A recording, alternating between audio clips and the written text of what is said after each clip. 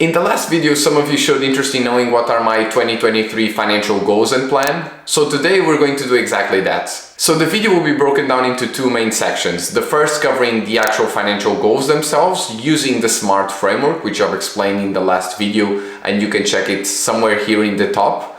And then how this actually affects my 2023 financial plan. Hi everyone, for those that don't know me, I'm Tomasz, and I've been working in the big tech industry for the last 6 years now, in roles ranging from business development, strategy, and operations. So in these last 3 years that I've been working towards my financial independence, setting these specific SMART goals, but also the financial plan for tracking purposes really allowed me to achieve what I've actually proposed to do on that year.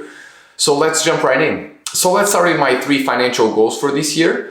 And I'll not be sharing nominal values, which I don't think is the sake of the video, but I'll definitely walk you through what is my strategy behind setting these goals. The first goal is to invest a certain amount into ETFs. I'm someone that has a relatively low risk tolerance, so for me, it hasn't been in my strategy to invest in a stock portfolio or even in crypto, for instance. So I've already been doing this for 2 years now, and I expect to continue to do so this year. Of course, if you're interested in knowing a bit more of which ETFs I actually invest in, feel free to drop a comment below and I'm happy to make a video on them. The second goal is to achieve a certain amount in cash savings. You might be surprised to hear that my second financial goal of this year is actually to reach a specific amount in cash savings, but it's true. And for me, cash savings continue to be important for 3 main reasons. First, and especially if you're starting, cash savings is actually what allows you to set up your emergency fund, which should take place before you start investing. Not my case, my emergency fund is completed now, but if you want to hear more about emergency funds, again, drop a comment below. Secondly, it's through these cash savings that you're able to enjoy some of the good things in life. For me, it's traveling, eating out, and trying some nice wines. Life shouldn't just be about thinking about the future, so for me this balance is really key. The third reason why it can be relevant for you to save some cash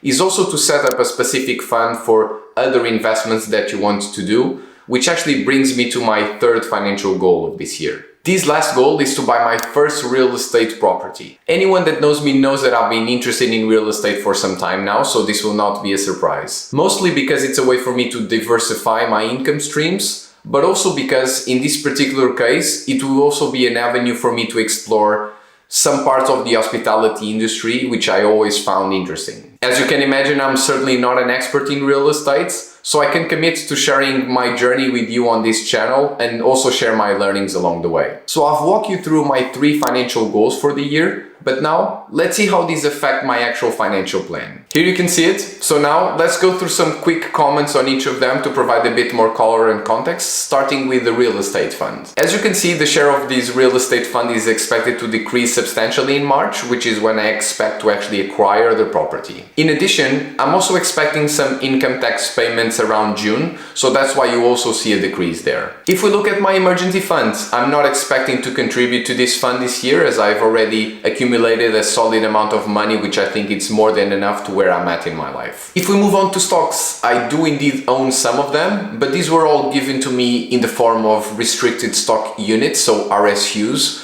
which is a pretty common practice within the big tech industry as part of your compensation package. While I'm not planning to invest in individual stocks this year, I'm also not planning to cash out these investments to reinvest it into my ETF portfolio, for instance, as I would have to incur into capital gains tax to do so. Last but not least, we have my ETF portfolio. And with ETFs, they are a little harder to forecast because, of course, you don't really know how prices will fluctuate. So you don't really know, certainly, how many units of each ETF you can buy each month. However, I'm still forecasting based on the current price of each ETF and also the amount that I'm expecting to invest each month, as it's really better than assuming that I'll not be buying anything. By the way, if you have any questions or you want to hear more about my ETF portfolio, feel free to drop a comment below. So there you go. Now you know what are my financial goals and also how they impact my financial plan for the year. If you liked the video, you're more than invited to subscribe, like, or drop some meaningful feedback below. Thanks again for watching, and I hope to see you in the next video.